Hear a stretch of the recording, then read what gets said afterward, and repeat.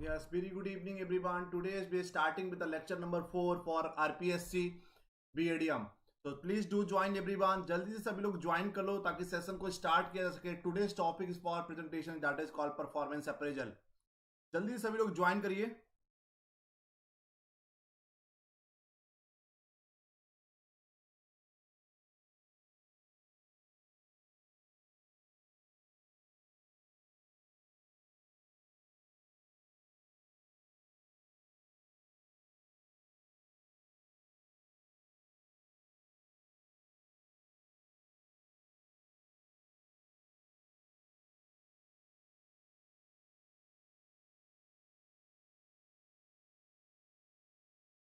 Please join everyone so we can start today's lecture.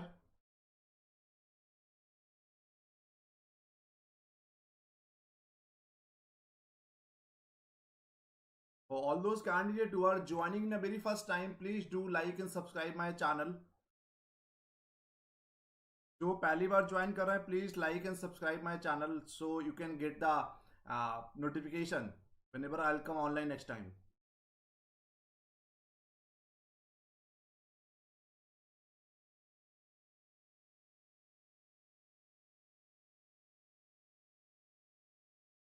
We are starting the class within a very few seconds.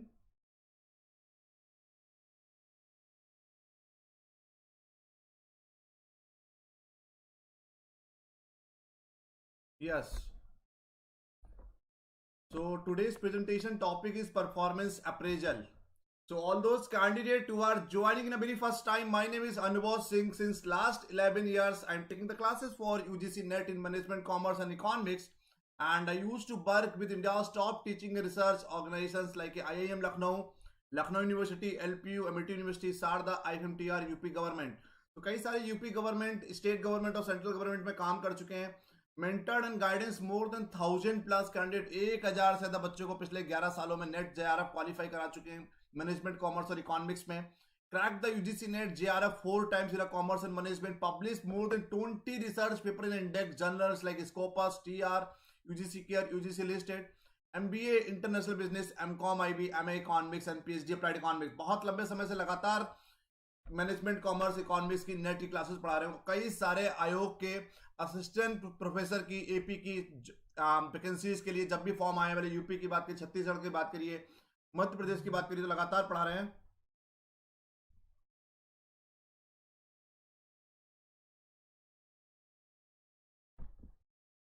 So today's topic for presentation is that is called performance appraisal. What is all about the performance appraisal? Yesterday only we have been discussed about what we call recruitment and selection. आज हम लोग बात करेंगे performance appraisal की. Performance appraisal क्या होता है? जैसे कि हम लोग को पता है, किसी भी संगठन में काम करिए, किसी भी संस्था में काम करिए, किसी भी ऑर्गेनाइजेशन में काम करिए, तो एक एनुअली बेसिस पर हम लोग एक इंडिविजुअल इंसान की परफॉर्मेंस को अप्रेज करते हैं. कोई लंबे समय तक ये काम करेगा, किसी ने एग्जीक्यूटिव की पोस्ट पे अप्लाई किया, ज्वाइन किया है, तो लंबे 2 साल, 3 साल, 5 साल, 10 साल के बाद वो कहीं ना कहीं मैनेजर भी बनेगा. तो सरकारी संस्थाओं की बात करिए, प्राइवेट संगठन की बात करिए, बट कहीं ना कहीं हम लोगों को हर टाइप के संगठन में, ऑर्गेनाइजेशन में उन लोगों का अप्रेजल करना पड़ता है, सैलरी इंक्रीमेंट करना पड़ता है 4%, 5%, 6%, depending on the organisation to organisation. But किस बेसिस पे हम लोग उनका अप्रेजल करेंगे, किस बेसिस पर उनका प्रमोशन करेंगे? Okay, so that is all about the performance appraisal. Performance appraisal, employees appraisal, performance review or career development, discussion in a method by which do job performance of an employee is evaluated. हम लोग एक इंसान की job performance को evaluate करते हैं on the annually basis पर, generally in terms of quality, in terms of quantity, कैसा काम किया, कितना काम किया, कितना सैलरी दे रहे हैं, कॉस्टिंग कितना लगा, टाइमिंग कितना लिया, typically by the corresponding manager और सुपरवाइजर. जो भी आपका इमीडिएट मैनेजर होता है वो मैक्सिमम टाइम यही होता है, अधिकतम टाइम यही होता है कि वही आपका परफॉर्मेंस अप्रेजल करता है along with the HR manager. So performance appraisal, once the employer has put in around 1 year of service, जब एक इंसान 1 साल तक की एक संगठन में लगातार काम करता रहता है तो उसका परफॉर्मेंस अप्रेजल एचआर डिपार्टमेंट के द्वारा किया जाता है।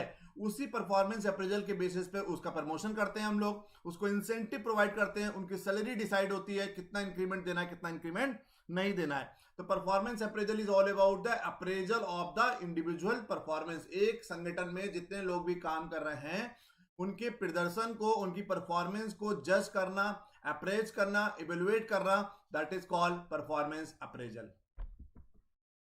अगर हम बात करें डेफिनेशंस की, नेट में और आरपीएससी में डेफिनेशंस भी बहुत सारी पूछी जाती है, किसने डेफिनेशंस कौन सी दिया। तो एडविन फिलिपो के अनुसार क्या डेफिनेशन है, performance appraisal is a very systematic, periodic, so far as humanly possible and impartial rating of an employee excellence in matters pertaining to his present job and to his potentials for a better job। तो performance appraisal एक systematic, एक periodic, एक systematically हम लोग continuous process है, systematic process है एक इंसान की परफॉर्मेंस को इवेलुएट करने के लिए, इम्पार्शियल, बिना भेदभाव के, बिना बायसनेस के हम एक इंसान की परफॉर्मेंस को इवेलुएट करेंगे, उसको रेटिंग देंगे, जिससे पता चल सके कि employee's excellence in matters pertaining to his present job, अभी वो कहां पर है और उसके अंदर जो पोटेंशियल्स है, जो और बेटर जॉब कैसे कर सकता है। तो performance appraisal is all about to analyse और evaluate the individual performance, so we can evaluate, we can appraise their salary, we can increase their salary, we can increase their designation. That is all about the performance appraisal. According to the Scott, Clothier and Springle ने क्या क्या बोला है, performance appraisal is a record of progress for apprentice and regular employees as a guide in making promotions, transfer or demotions, as a guide in making list for bonus distribution, for seniority consideration, for rates of pay, as an instrument for discovering hidden genius, as a sources of information that makes conference with the employee helpful। तो कई सारे कारणों की वजह से performance appraisal करते हैं। Promotion की वजह से, ट्रांसफर कर रहा है किसी को, कोई अगर सही तरीके से काम नहीं कर रहा है तो उसको डिमोशन भी किया जाएगा। Bonus distribution, bonus salary, bonus बढ़ाना है, उसका बोनस डिस्ट्रीब्यूशन करना है, सैलरी बढ़ानी है। तो कई सारे कारणों की वजह से हम लोग क्या करते हैं, एक इंसान का, एक उसका परफॉर्मेंस को इवेलुएट करते हैं। उसी परफॉर्मेंस इवेल्यूएशन के बेसिस पे उसको हम लोग promotion, demotion, salary increment, bonus सब कुछ प्रोवाइड किया जाता है। अब आया objective of appraisal, to determine the effectiveness of employees on their present job so at decide their benefit. एक इंसान की इफेक्टिवनेस पता करने के लिए, उसकी प्रेजेंट जॉब में इफेक्टिवनेस कितना है, कितने प्रभावशाली तरीके से वो काम कर रहा है, उसको पता करने के लिए हम लोग अप्रेजल करते हैं। To identify the shortcomings of employees so as to overcome them through systematic guidance and training.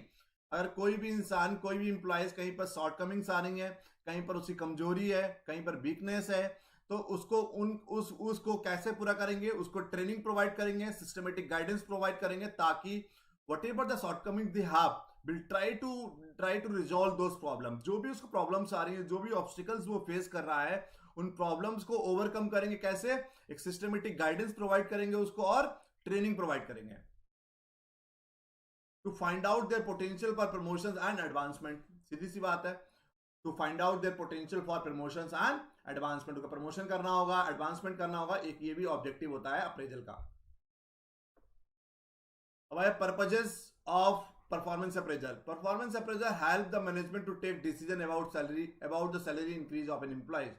हम लोग परफॉर्मेंस अप्रेजल एक मदद करता है कि प्रबंधन को, एक टॉप लेवल मैनेजमेंट को, कि उसकी सैलरी का कितना % इंक्रीमेंट करना है। The continuous employee evolution of the employee help in improving the quality of an employee in job performance. एक इंसान की क्वालिटी इंप्रूव करना है, उसको अपनी जॉब परफॉर्मेंस में उसकी क्वालिटी इंप्रूव कर सकते हैं। जो भी शॉर्टकमिंग्स होंगी, जो भी उसकी कमियां होंगी, उसको बताया जाएगा ताकि वो उन कमियों को ओवरकम कर सके और अपनी जॉब परफॉर्मेंस को इंप्रूव कर सके। The performance appraisal bring out the facilities available to an employees when the management is prepared to provide adequate facilities for effective performance. तो कई सारे the performance appraisal bring out the facilities available to an employees when the management is prepared, जब एक प्रबंधन management एक prepare होता है to provide the adequate facilities for effective performance. अब हम किसी इंसान को इफेक्टिव परफॉर्मेंस के लिए we are try to provide the adequate facilities so he और she can work in a perfect manner. It minimise the communication gap between the employer and employ, दोनों के बीच में कम्युनिकेशन गैप को कम करता है। Promotion is given to an employee on the basis of performance appraisal, promotion is given to an employee on the basis of performance appraisal. में promotion कैसे देते हैं, एक इंसान की परफॉर्मेंस अप्रेजल के बेसिस पे उसको हम लोग प्रमोट करते हैं। The training needs of an employees can be identified through performance appraisal, अगर किसी इंसान की कोई कमियां हैं, कोई शॉर्टकमिंग्स आ रही हैं, तो उस इंसान को ट्रेनिंग प्रोवाइड करेंगे ताकि उसकी परफॉर्मेंस अप्रेजल, ताकि उसकी परफॉर्मेंस अप्रेज हो सके। The decision for discharging an employees, performance appraisal use to transfer a person, एक डिपार्टमेंट से दूसरे डिपार्टमेंट, एक ब्रांच से दूसरे ब्रांच, एक शहर से दूसरे शहर, तो कई सारे तरीके के हम लोग ट्रांसफर कर सकते हैं परफॉर्मेंस अप्रेजल के through. The grievances of an employee are eliminated through the performance appraisal, एक एम्प्लॉयज के जो भी ग्रीवेंसेस हैं, जो भी परेशान है अगर डिपार्टमेंट से या संगठन से, तो उन ग्रीवेंसेस को हम लोग एलिमिनेट मतलब हटा सकते हैं, कम कर सकते हैं। तो job satisfaction of employee increase the morale, job satisfaction of employee increase the morale. अब आया concept of personal appraisal. Concept, appraisal should be in writing carried at least once in a year, appraisal एक return में होना चाहिए और एक साल में एक बार होना चाहिए। जो हिंदी मीडियम के बच्चे हैं उनको भी समझ में आ रहा होगा, नोट्स आपको हिंदी में प्रोवाइड कर देंगे, आप अभी चीजें समझ लीजिए। एक साल में एक बार उसको परफॉर्मेंस अप्रेजल करना चाहिए और it should be in a return. Performance appraisal information should be shared with the employee, performance appraisal की जो भी इंफॉर्मेशन है एम्प्लॉयज के साथ शेयर करना चाहिए। Employees should have opportunity to respond in writing to the appraisal. Employees should have a mechanism to appeal the result of the performance appraisal, एक ऐसा मैकेनिज्म तैयार करिए अगर कोई भी एम्प्लॉयज परफॉर्मेंस अप्रेजल से खुश नहीं है तो वो उसको अपील कर सके, ठीक है, मतलब दोबारा एक्शन ले सके। मतलब आपने 2% इंक्रीमेंट दिया, एम्प्लॉय समझता नहीं हमको इंक्रीमेंट मिलना चाहिए 6% या 7%, मेरी परफॉर्मेंस अच्छी थी, तो एक अपील करने का मैकेनिज्म होना चाहिए ताकि वो दोबारा संगठन को बोल सके, ऑर्गेनाइजेशंस को बोल सके कि आपको you have to be relook, आपको दोबारा देखना चाहिए इसको। तो that is all about the कि एम्प्लॉयज शुड हैव मैकेनिज्म, एक मैकेनिज्म ऐसा होना चाहिए जिससे कि वो अपने रिजल्ट जो भी परफॉर्मेंस अप्रेजल के परिणाम आए हैं उसको अपील कर सके। ठीक है, manager should have adequate opportunity to observe the employees. Answer dot L, notes on the employee's performance should be kept during the entire evaluation period. Next है, evaluator should be trained to carry out the performance appraisal. जो performance appraisal कर रहा है, जो भी performance appraisal कर रहा है उसके पास एक सफिशिएंट कैपेसिटी होनी चाहिए, उसकी खुद वो भी ट्रेंड होना चाहिए। क्योंकि मान लीजिए कि एक XYZ मैनेजर है, उसके अंदर खुद ही कैपेसिटी नहीं है, वो खुद ही क्वालिफाइड नहीं है दूसरे को जज करने का, तो how anybody will be able to जज। तो that is all about the things की employees should be trained to carry out the performance of appraisal process. Performance appraisal should focus on employees behaviour result rather than personal traits और characteristics. Okay, employees उसकी personal traits और characteristics से मतलब नहीं है, हमको उसकी परफॉर्मेंस पे बात करना है, एम्प्लॉयज के बिहेवियर पे बात करना है और उसकी परफॉर्मेंस को देख के हमको उसको रिजल्ट देना है, उसकी परफॉर्मेंस को इवेल्युएट करना है। पर्सनल ट्रेड्स के बेसिस पे, पर्सनल कैरेक्टरिस्टिक्स के बेसिस पर हम किसी को जज नहीं करेंगे। अब आया प्रिंसिपल्स ऑफ परफॉर्मेंस अप्रेजल। कौन कौन से प्रिंसिपल्स होते हैं? सिंगल एम्प्लॉय रेटेड बाय 2 रेटर्स, एक जो जहां पर केवल सिंगल एम्प्लॉय है वो कम से कम 2 रेटर्स, 2 लोगों के द्वारा इवेल्युएट होना चाहिए, 2 लोगों के द्वारा इवेल्युएट होना चाहिए। Continuous and personal observation of an employee is essential to make effective performance appraisal. Continuous and personal observation of employee is essential to make the effective personal performance appraisal. The rating should be done by an immediate supervisor of any subordinate in the organization. जो एक immediate supervisor होता है, immediate supervisor जिसको आप report कर रहे हैं भाई, क्योंकि उसी को पता होता है कि आप किस तरीके से कर रहे हैं, आपकी शॉर्टकमिंग्स क्या है, आपके पॉजिटिव पॉइंट्स क्या है, आपके नेगेटिव पॉइंट्स क्या है, क्योंकि at the hand you have to be report the immediate supervisor. तो अगर इमीडिएट सुपरवाइजर परफॉर्मेंस को अप्रेज करेगा तो परिणाम रिजल्ट अच्छे आने के चांसेस ज्यादा रहते हैं। तो that is the only reason rating should be done by an immediate supervisor of an subordinate in the organisation. Separate department में be created for effective performance appraisal. एक अलग ही एक अपने आप में एक सेपरेट डिपार्टमेंट होना चाहिए जो क्या करेगा, परफॉर्मेंस को अप्रेजल करेगा। एचआर के अंदर एक पेरोल वाले लोग अलग होते हैं, रिक्रूटमेंट के लोग अलग होते हैं, प्रमोशन सैलरी देने वाले दैट इज का परफॉर्मेंस अप्रेजल वाले लोग अलग होते हैं। तो एक सेपरेट डिपार्टमेंट होना चाहिए ताकि वो विदाउट एनी पार्सलिटी के, विदाउट एनी बायसनेस के वो अच्छी तरीके से इफेक्टिव परफॉर्मेंस अप्रेजल कर सके। The rating is conveyed to the concern employees, और जो भी रेटिंग मिल रहा है, जो जैसा भी वो परफॉर्म कर रहा है, उसको जैसे भी परफॉर्मेंस अप्रेजल उसकी कर रहा है उसको बता देना चाहिए। The plus point of an employee should be recognise, at the same time the minus point should not be highlighted too much. Yes, बहुत बड़ी बात है, हर किसी के प्लस पॉइंट है उसको रिकॉग्नाइज करिए। Single employees is rated by the two raters, मतलब है जहां पर केवल एक ही एम्प्लॉयज है एक संगठन के अंदर, मान ली सपोज दैट एक डिपार्टमेंट के अंदर एक ही एम्प्लॉयज काम कर रहा है, एक मैनेजर एक एम्प्लॉयज है, तो उसको एटलीस्ट दो लोग उसको क्या करेंगे, इवेल्युएट करेंगे। एक मान लीजिए इमीडिएट सुपरवाइजर उसको इवेल्युएट करेगा, दूसरा उसको कौन इवेल्युएट करेगा, दूसरा उसको एचआर मैनेजर इवेल्युएट करेगा। तो single employees rated by the two raters, क्योंकि अकेला हो सकता है, एक इंसान एक को अगर रेट करेगा तो बायसनेस होने की चांसेस ज्यादा रहते हैं। That is the only reason we are opting for the at least two raters. अगर दो लोग करेंगे दोनों का अलग अलग हो सकता, अलग अलग लोगों का व्यूज हो, अलग अलग रिजल्ट आए, तो that is the only reason we are opting for the two रेटर्स।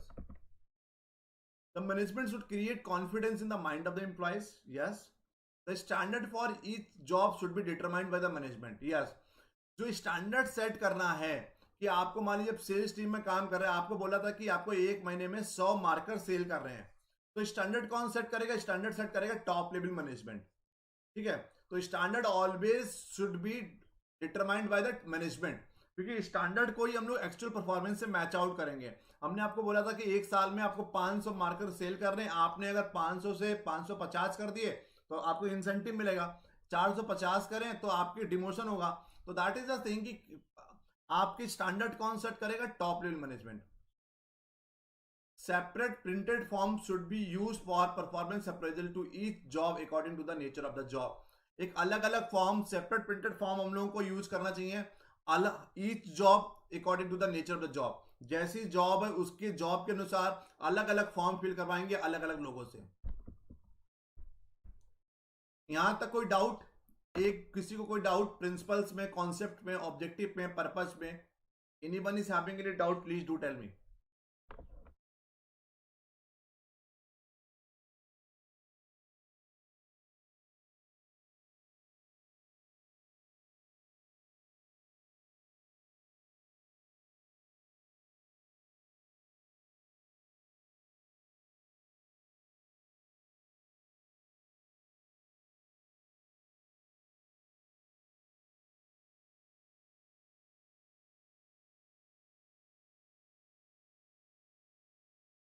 चलो, वी आर मूविंग फर्दर। ये बहुत इंपॉर्टेंट है, बहुत बार क्वेश्चन इससे पूछा जाता है। Performance appraisal process, establishing the performance standards सबसे फर्स्ट स्टेप है। सबसे पहले परफॉर्मेंस अप्रेजल स्टेप कर हम लोग क्या करेंगे, परफॉर्मेंस अप्रेजल, परफॉर्मेंस की स्टैंडर्ड क्या करेंगे, स्टेब्लिश करेंगे कि आपको क्योंकि बाद में तभी तो मैच आउट कर पाओगे ना। फिर कम्युनिकेटिंग द स्टैंडर्ड, फिर communicating the standard to the employees, फिर एम्प्लॉइज जो लोग काम कर रहे हैं एक संगठन में, जितने लोग भी काम कर रहे हैं उसको आप क्या करेंगे, उसको कम्युनिकेट कर देंगे, उसको बता देंगे क्या क्या स्टैंडर्ड है। क्योंकि एट द एंड काम किसको करना है, काम तो एम्प्लॉइज को ही करना है, तो एम्प्लॉइज को पता होना चाहिए कि उसके ऑर्गेनाइजेशन में क्या स्टैंडर्ड है काम के। फिर मेजरिंग द एक्चुअल परफॉर्मेंस, फिर हम लोग measuring the actual performance of the employees, हम फिर जो लोग हैं जो एक ऑर्गेनाइजेशन में काम कर रहे हैं उनकी एक्चुअल परफॉर्मेंस को हम लोग क्या करेंगे, मेजर करेंगे। फिर finally fourth, comparing the actual performance with the desired performance. आपने स्टैंडर्ड जो भी सेट किए, बाद में जो डिजायर्ड परफॉर्मेंस थी, एक्चुअल परफॉर्मेंस में आया उसका 50 मार्कर सेल किए, आपकी डिजायर्ड या जो आपने स्टैंडर्ड सेट किया था उसमें 100 मार्कर्स आपने बोला था, तो कहीं ना कहीं ही और she has achieved only 50% of the total target. तो दैट इज द थिंग कि we have to be compare the actual performance with the desired performance. फिर finally discussion the result, then decision making. Decision making में कितना percent उसको evaluation करना है, promotion करना है, ट्रांसफर करना है, डिमोशन करना है, टर्मिनेशन करना है। तो whatever the decision you just want to take, you can take the decision. ठीक है, तो परफॉर्मेंस अप्रेजल प्रोसेस ये बहुत इंपॉर्टेंट है, बहुत बार क्वेश्चन पूछे जाते हैं इससे। Establishing the performance standard, communicating the standard, measuring the actual performance, comparing the actual performance with the desired performance, discussing the result, then decision making. Clear? Without ये वही हो गया. Establish 1 2 3 4 5 6. ठीक है.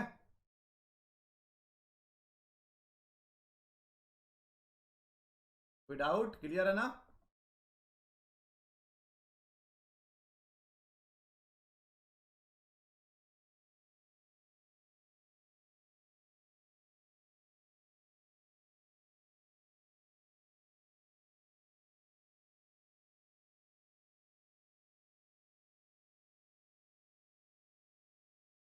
चलो आगे बढ़ते हैं. अब है errors in performance appraisal. What are the errors in performance appraisal. तो परफॉर्मेंस अप्रेजल करते हैं, कौन कौन से टाइप के एरर्स आ सकते हैं. एरर्स या लिमिटेशंस कुछ भी बोल सकते हैं इसको, हम लोग इसको एरर्स बोलेंगे. एरर से बहुत बार क्वेश्चन यूजीसी नेट में और बहुत कमीशंस में भी बहुत ज़्यादा चांस है कि क्वेश्चन इससे पूछ सकते हैं. What are the errors in performance appraisal. किन किन गलतियों की वजह से परफॉर्मेंस अप्रेजल सही से इवेल्युएट नहीं हो पाता.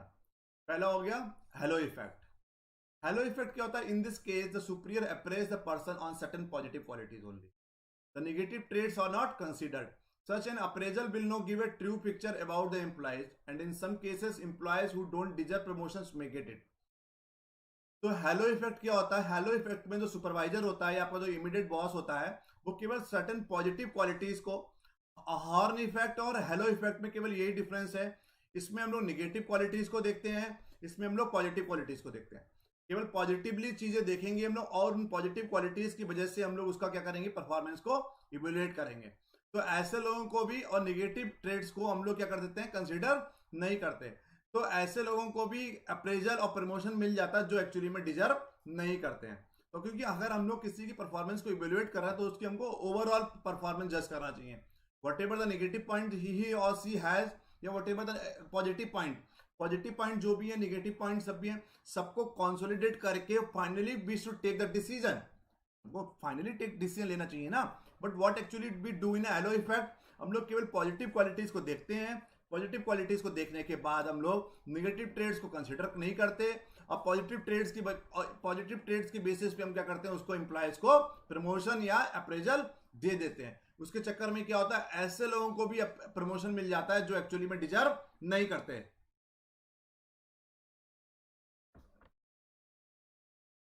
आवाज बहुत कम आ रहा है.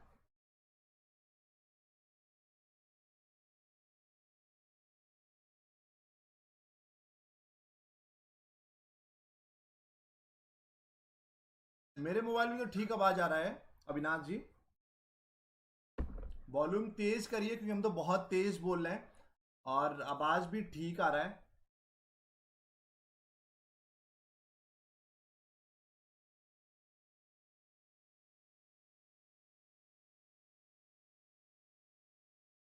आप लोग को आवाज आ रहा है, आवाज आ रहा है आप लोगों को.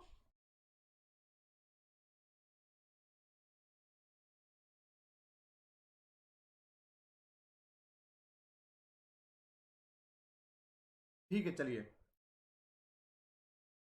तो हेलो इफेक्ट में हो गया हमारा. Halo effect is all about wherever we are appraising the performance of an individual on the basis of only positive traits and negative traits we don't consider. इसमें क्या होता है, एक ट्रू पिक्चर, एक सही पिक्चर देखने को नहीं मिल पाती, सही अप्रेजल हम लोग नहीं कर पाते. Now finally we are moving towards horn effect. Horn effect में क्या करते हैं, in this case only the negative quality. एक इंसान की नेगेटिव क्वालिटी क्या, वो लेट आ रहा है ऑफिस में. Suppose that he always come on the late, come office come on the late. वो हमेशा लेट ऑफिस में आता है, he doesn't come on time. तो अगर मान ली लेट आ रहा है बस, उसके बाद उसकी परफॉर्मेंस हमेशा अच्छी रहती है. जो भी आपने काम बोला वो काम पूरी तरह से करता है. What ever the standard you have set, उन स्टैंडर्ड को अचीव भी करता है. इवन दो आप उसकी परफॉर्मेंस को सही से इवेल्युएट नहीं कर रहा है. क्यों इवेल्युएट नहीं कर रहा है, क्योंकि वो रोज लेट आता है. तो आप you are judging only negative qualities, you are not judging only positive quality. Positive quality क्या, लेट आ रहा है या टाइम से आ रहा है उससे मतलब नहीं. एट द एंड वो पूरा काम ठीक से कर रहा है ना. आपने जो स्टैंडर्ड सेट किए उससे ऊपर काम कर रहा है, उससे एट पार काम कर रहा है. तो we should give the more beneficial, more benefit to them. But हम लोग क्या करते हैं, हॉर्न इफेक्ट के थ्रू हम लोग केवल नेगेटिव क्वालिटीज को देखते हैं और उसी के बेसिस पे अप्रेजल डन करते हैं। इसके चक्कर में क्या होता है, जो लोग एक्चुअली में डिजर्व करते हैं उनको अप्रेजल नहीं मिल पाता। और ये हॉर्न इफेक्ट के थ्रू भी हम लोग पूरी एक ट्रू पिक्चर ये एम्प्लॉयज की सही नहीं दिखाता। हेलो इफेक्ट और हॉर्न इफेक्ट हो गया। फिर वो central tendency. In this case the superior gives an appraisal by giving central value the prevent a really talented employees from getting promotions it deserve. Some employees who don't deserve anything may get the promotion. मतलब क्या हुआ आपको समझाते हैं। एक team में 10 लोग काम कर रहे हैं, 10% आर वर्किंग। उनको बोला गया था कि आपको 100 मार्कर सेल करना है, तो मतलब सभी को 100 मार्कर सेल करना है 10 लोगों को, तो ईच को कितना सेल करना है 10 marker. Everybody has to sell the 10 marker. But finally क्या हुआ, कुछ लोगों ने 15 सेल किए, कुछ लोगों ने 18 सेल किए, कुछ लोगों ने 2 सेल किए, कुछ लोगों ने 3, कुछ लोगों ने 5, कुछ लोगों ने 9, कुछ लोगों ने 17। अब हुआ क्या, जब हम लोगों ने परफॉर्मेंस इवेल्युएट किया तो एट द एंड हमने क्या हुआ 100 मार्कर हमारे सेल हो गए। तो पूरी टीम को एक जैसा परफॉर्मेंस अप्रेजल दे दिया क्योंकि पूरी टीम ने काम करा। तो अब उसमें क्या हुआ, जिसने 15 18 जिसने सेल करना था 10, but they have been sold the 15 or 18 marker. But think about those people who have sold just only 2 marker or 3 marker or 5 marker, even though everybody is getting the same type of appraisal. That is called central tendency. हम लोग एक normally mean निकाल लेते हैं, उस mean के basis पे से परफॉर्मेंस अप्रेजल करते हैं, उसको सेंट्रल टेंडेंसी एरर कहते हैं। समझ गए?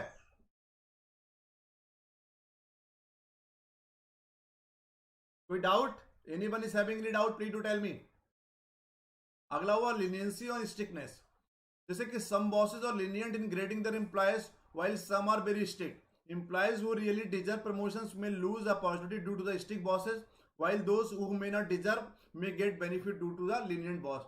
होता ही है जब पेपर में कॉपी चेक होने जाती है, कुछ लोग होते हैं बहुत स्ट्रिक्ट टीचर होते हैं, कुछ लीनियंट होते हैं, जो होते हैं 100 में से 90 मार्क्स दे रहे हैं, और कुछ होते हैं कि 100 कितना भी अच्छा लिखोगे 100 में से 60 मार्क्स से ऊपर नहीं देंगे। तो जो लीनियंसी जो लीनियंट होते हैं उनके अंडर में जो लोग काम कर रहे हैं उनको अच्छा अप्रेजल मिल जाता है। जो स्ट्रिक्ट बॉस होते हैं उनके अंडर में जो लोग काम कर रहे हैं उसको अच्छा अप्रेजल नहीं मिलता। एक्चुअली में होता क्या है, जो डिजर्व करते हैं उनको नहीं मिलता, और जो डिजर्व नहीं करते उनको अप्रेजल मिल जाता है। ठीक है, तो कौन कौन से हो गया, हेलो इफेक्ट हो गया, हॉर्न इफेक्ट हो गया, सेंट्रल टेंडेंसी हो गया, लिनेंसी और स्टिकनेस हो गया। फिर हो गया spill over effect. In this case the employee जजेस positively and negatively by the bosses depending upon the past performance. Therefore, although the employees may have improved performance, he may still not get the benefit. मतलब spill over performance में क्या होता है, हम लोग past की performance को क्या करते हैं, पास्ट की परफॉर्मेंस को भी साथ में इवेल्युएट करते हैं। अब मान ली 2021 चल रहा है, 2020 की परफॉर्मेंस को भी आपने कंसीडर कर लिया।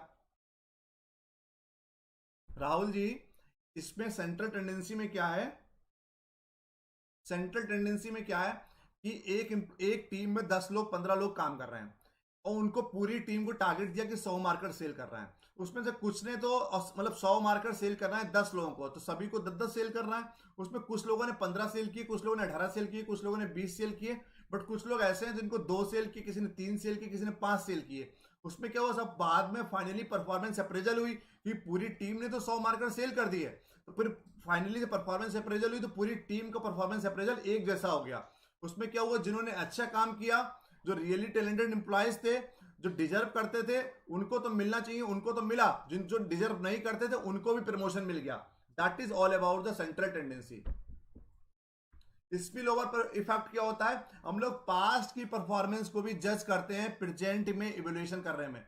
अब ये देखिए 2020 में किसी ने काम ठीक से नहीं किया, 2021 में उसकी परफॉर्मेंस बहुत अच्छी रही, तो 20 में काम उसने ठीक से नहीं किया तो 20 में उसको परिणाम ठीक नहीं मिले थे ना, उसको अप्रेजल ठीक नहीं मिला। तो बट 21 में काम उसने अच्छा किया तो उसको अप्रेजल अच्छा मिलना चाहिए। But what actually we do in a spill over effect, what actually we do in a spill over effect, we जज the performance of individuals on the basis of the past performance, जो बिल्कुल बात गलत है। Past में जिसने काम नहीं किया, आपके हमने 2 टेस्ट लिए 10-10 मार्क्स के, पहले में आपके 10 में से 2 नंबर आए, दूसरे में 10 में से आपके 9 नंबर आ रहे थे, लेकिन हमने सोचा कि आपने पहले वाले में 10 में से 2 नंबर आए हैं आपके, तो इस बार भी आपके 10 में से 9 नंबर नहीं आ सकते, आपके 10 में से 5 ही नंबर आएंगे।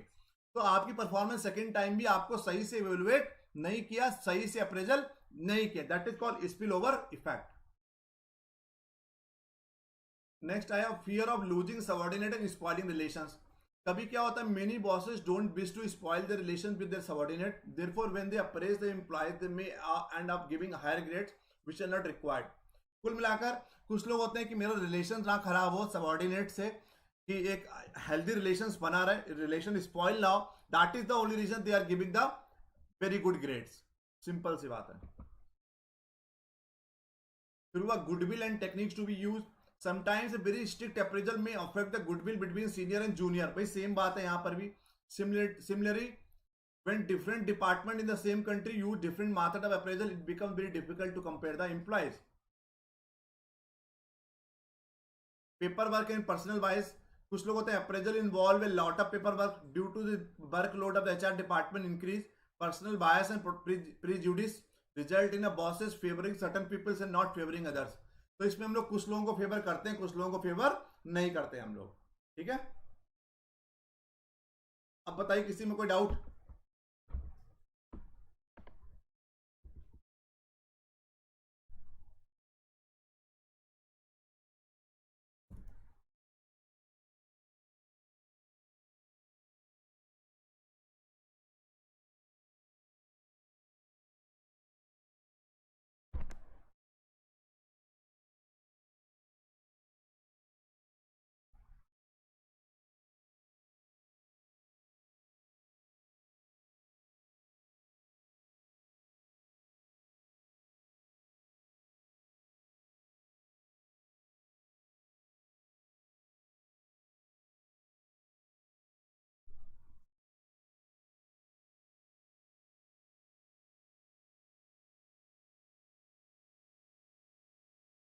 आज हम लोग केवल इतना ही कंप्लीट करेंगे। संडे को क्लासेस नहीं हुआ करेगी, आज केवल क्लास ले लिया क्योंकि खाली थे, तो that is the only reason. बचा हुआ मैथड्स हैं, ट्रेडिशनल मैथड और मॉडर्न मैथड्स कल पढ़ाएंगे हम लोग। कल से मतलब नॉर्मल डेज में हमारी 1 घंटे क्लास होगी, संडे को क्लास नहीं हुआ करेगी। आज संडे को क्लास ले लिया हमने, संडे को क्लासेस नहीं हुआ करेंगी, ठीक है। तो आज की क्लास हम लोग यहीं पर खत्म कर देते हैं। आज वाले में कोई डाउट हो कल हम बताएंगे मॉडर्न मैथड्स कौन से होते हैं, ट्रेडिशनल मैथड्स कौन होते हैं। परफॉर्मेंस अप्रेजल से कम से कम परफॉर्मेंस अप्रेजल से 7 से 8 क्वेश्चंस आएंगे। और यूजीसी नेट की बात करें, नेट में 2 से 3 क्वेश्चन हमेशा आता है। और अगर हम आरपीएससी की बात करेंगे, आरपीएससी में 7 से 8 क्वेश्चन हमेशा परफॉर्मेंस अप्रेजल से आएगा, ठीक है। तो आज का लेक्चर हम लोग यहीं पर ही खत्म करते हैं। किसी को कोई डाउट हो किसी प्रकार का तो पूछ सकता है। और कल क्लास होगी 5:30 बजे, कल पूरी 1 घंटे की क्लास होगी और पूरा परफॉर्मेंस अप्रेजल कल हम लोग खत्म कर देंगे। कोई डाउट हो तो बताइए, किसी प्रकार का कोई डाउट हो तो बताइए।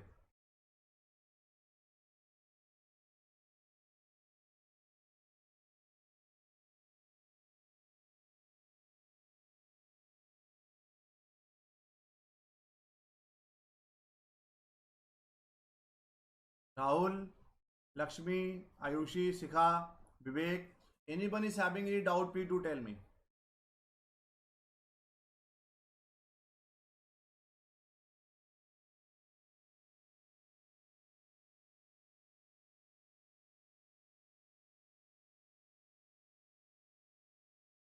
कल से क्लास पूरा 1 घंटे चलेगा, आज का क्लास, ठीक है। So once again thank you so much for joining. आज 40 मिनट हो गया है, तो कल क्लास मिलते हैं कल 5:30 बजे, कल पूरा कंप्लीट करेंगे हम लोग, ठीक है।